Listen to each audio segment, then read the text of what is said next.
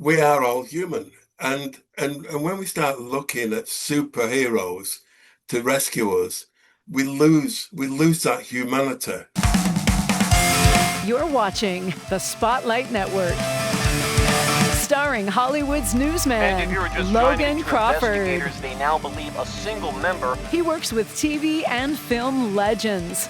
And now, Logan's shining the spotlight on the world's top emerging authors and creators. International were abducted. This is Spotlight with Logan Crawford, streaming on Roku, Apple TV, and Amazon Fire TV.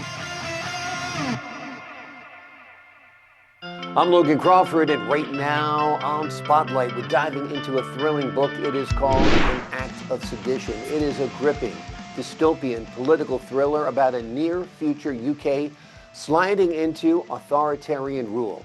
We welcome back one of my favorite guests, one of my favorite writers, Mike Gill. He drops us into the life of journalist Ambrose Jackson, who goes from work hard, play hard success to broadcasting underground counter news as a branded seditionist. If you love resistance stories, pro-democracy rebellion, and high-stakes suspense with heart, this one is for you. We're delighted to have this very talented author join us once again here today on Spotlight. We thank the team at Prime 7 Media for helping us put him in the spotlight today. We ask viewers like you to support authors like him by subscribing to our channel and by purchasing his amazing book. The links are below this interview. Mike, thanks so much for joining me once again here today. Well, thanks for having us. Great to have you on the show once again. Your book, of course, is deeply rooted in political themes. When readers look at what's happening in the world today, especially here in the United States, what connections do you hope they'll recognize in your story? I think that one of the things that I think is important is how democracy can be eroded by authoritarians that gain popularity by presenting simple solutions to complex problems and look back to a glory day that never really existed.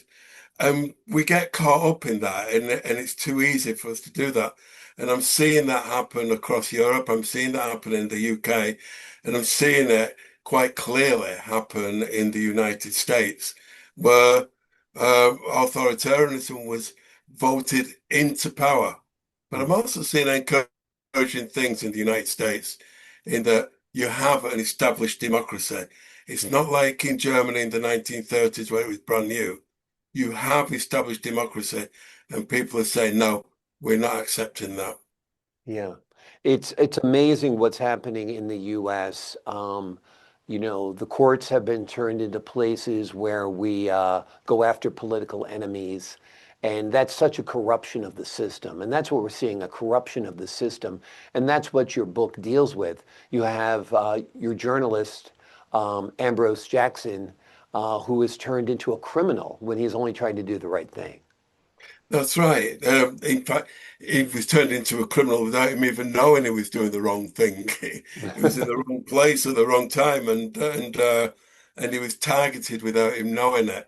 But this is just how things can happen. And again, we're seeing this happen in the United States, where people who actually supported the present establishment prior to the last elections, and now they're being arrested.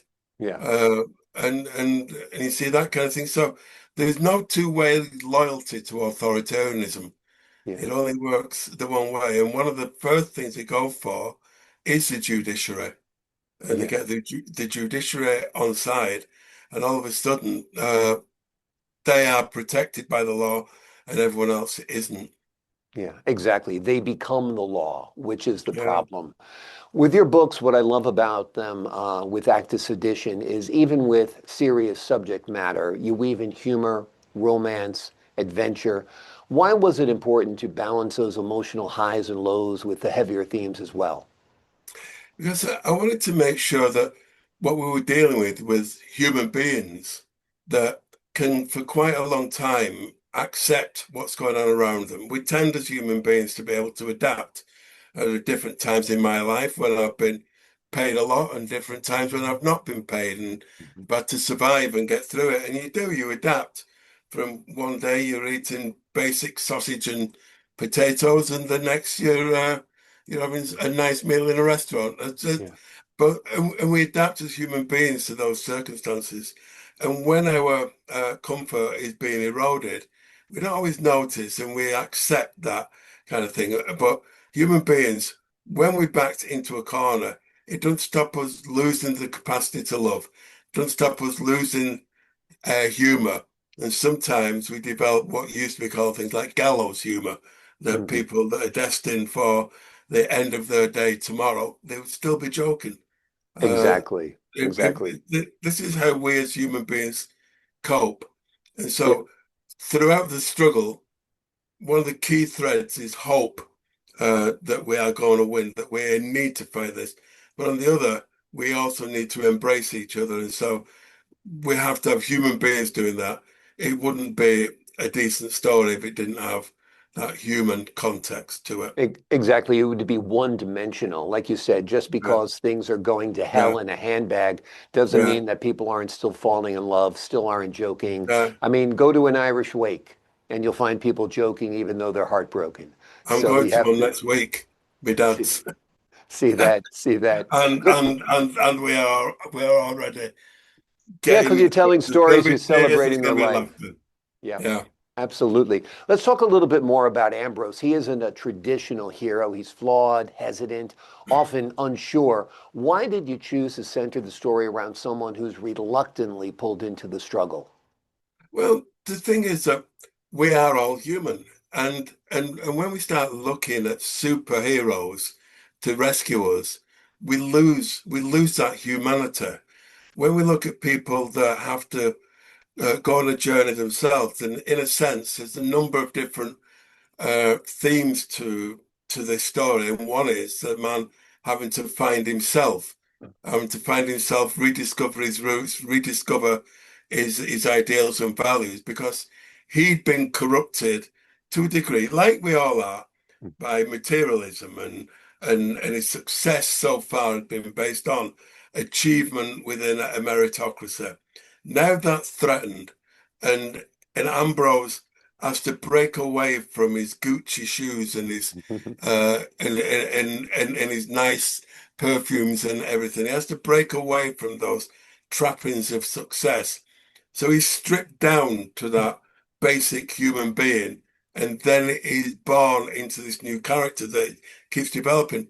But all the way along the line, he has mood swings. He gets a little petulant every now and again. Mhm. He gets told off every now and again by his girlfriend and by his friends and by his brothers, Hmm. his sister. He gets told off and put in his place.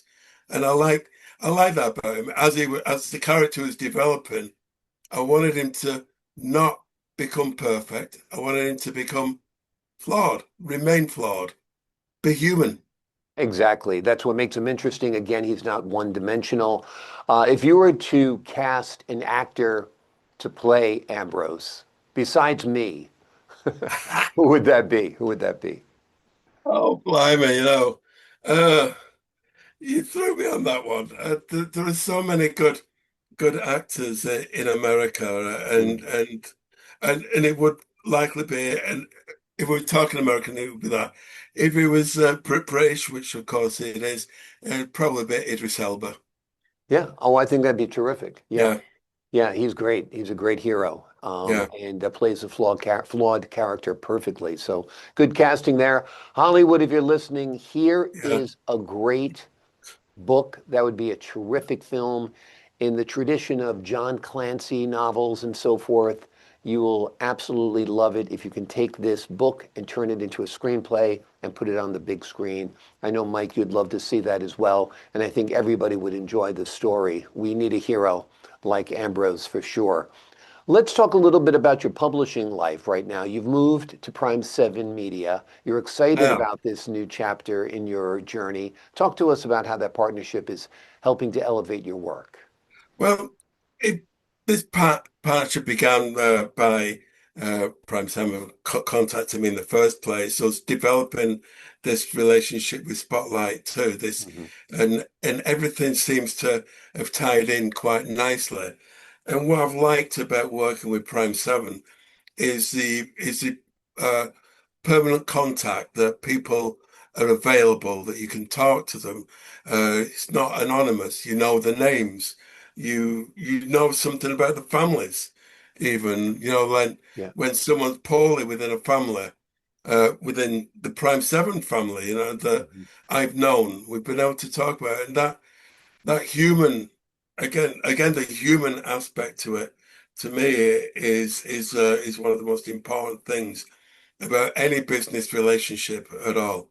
If we were just looking, let's calculate it on sales and money, Mhm. then it's a different ballgame. That's not what I wanted from this, and I just felt that since Prime 7 reached out to me, I felt valued as an author. I felt uh, assured of Mhm. support, and so that's why I was happy to move to Prime 7. And there were previously some complications and difficulties about distribution, and I feel that Prime 7 will be able to overcome that. And I'll be meeting the team at the London Book Fair. Wonderful. So Wonderful. just down the road from me, just a few hundred miles. Exactly, exactly. Well, that's a great event. I'm glad you're attending. I'm glad you're happy with the team at Prime 7. They're terrific people, and many of our authors are very, very happy with their work. So I wish you two continued success and partnership as you work together on your literary journey. Let's go back to your book for a little bit. A powerful part of your story draws from real history, moments when people slowly accepted authoritarian rule through democratic systems. What lessons from the past were most important for you to highlight in this book? I think there are a couple of examples that I want to use. The obvious one is Germany in the 1930s, where enemies are created, people are there to blame. In that case, socialist, trade unionist, and obviously Jews as large parts. The Soviets and the countries, Slovaks, all sorts of people were identified as being enemies and subhuman, uh, and that helps people uh, gravitate towards the savior type mentality that goes with authoritarianism. Mhm. It helps them look for those easy solutions that I've mentioned before. But also, if you look at America's own recent history, and I don't mean that recent, I mean Mhm. going back to the Jim Crow eras in the Deep South, the marginalization of a very large section of the population where segregation was in place. You had that authoritarianism can thrive when you build an enemy Mhm. that is less than you. And so with Germany and with the Jim Crow era of the Deep South of America, the way that people can be marginalized, and then the people that are doing the marginalizing then become under the power of that authority and are then unable to move because they're not really understanding that it's their rights that are being taken away as well. It's they are also under attack.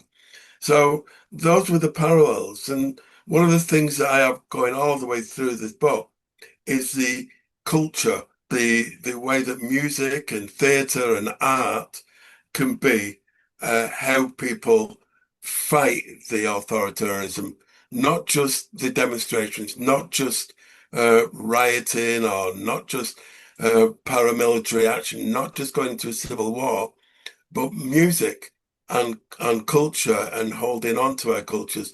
So in the Deep South, the blues, the gospel Mhm. music, and so on, it maintained something. It said, no, well, basically, we shall overcome.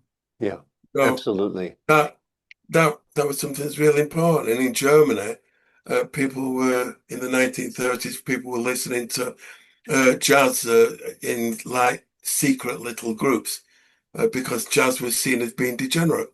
And Mhm. those cultural things, Yeah, those cultural things that we grip onto, if we lose them, if we allow them to be lost, that is the message that I want to get over. We should not allow those to be lost. Art, philosophy, music, all those things, we need to hold on to them. exactly. We have to hold on to our culture. That's an important thing. We can't let it be Cultures, stripped from us. plural, Yeah. Yeah, cultures. We're multicultural. exactly. And Exactly. there's the joy of living in countries like America and the Mhm. UK and Europe, and the countries of Europe, that multiculturalism that makes us so a rainbow community of people. And that, Absolutely. and I love that. I Yep, that love that diversity makes America. us stronger for sure, Yeah. without a doubt. Let me ask you this. Do you see your story as a cautionary tale, a call to awareness, or something entirely else for today's readers? Do I see culture? This has been, could you just repeat the question? I'm Sure. I sorry. was saying, do you see this book, your story, as a cautionary tale, a call to awareness, or something A entirely cultural different for awareness. today's readers? Yeah, I think that essentially the people that would buy this book are already largely cultural aware. Mhm. The people that wouldn't buy this book are the people that are ICE, MAGA. Yeah. Over here we have quite a number of equivalents. They're not going to buy this book, so I'm not on a mission to convert them. Yeah. But I would like it to be seen as being something that is culturally relevant Mhm. to this day and age. Absolutely. And I think it is without a doubt. Let me ask you this. What do you hope stays with readers long after they've turned that last page? Oh, well, I hope they buy the next book. Do you have another next book coming? Yeah. I hope that they buy the next book. The next book is a historical novel. I'm reissuing a textbook that a couple of textbooks that I wrote a while ago. I'm putting them into ebook format and just start having a kind of special thing. But those are textbooks on human resource management. The next novel is the big one, the one that I'm loving writing. I'm loving the characters again, all flawed, all flawed. Do you have a working title for this book that you're working on right now, the novel? Yeah, it's called The Noble Upstart. Okay, the novel Upstart. Okay. A noble A upstart. noble upstart. Okay, Yeah, a gotcha, noble gotcha. upstart. Yeah, it's based on the post-Napoleonic War period, which impacted on both America and the United Kingdom in terms of fights for democracy. There were insurrection acts brought in place in America and in the UK following the British-American wars. All these things, power tries to suppress everyone, and the people win through in the end. Wonderful. Human being, humanity wins in the end. Well, that's good. We want humanity to win in the end for sure, and that historical fiction sounds like it's going to be wonderful. The name of the book we've been exploring today, which isn't historical fiction, it seems to be real life right now, since Yeah, journalists are getting jailed. The name of the book is An Act of Sedition. It's the tense, emotional ride through a near future UK where truth itself becomes an act of rebellion. Mike, thanks so much for joining me here today. thanks, Logan. It's been a pleasure. Pleasure's been all mine. I appreciate your time, your insight, and the wonderful work you've done on this book. And we're looking forward to your next book. To the folks at home, I'm Logan Crawford, thanking you for your time this time. Until next time.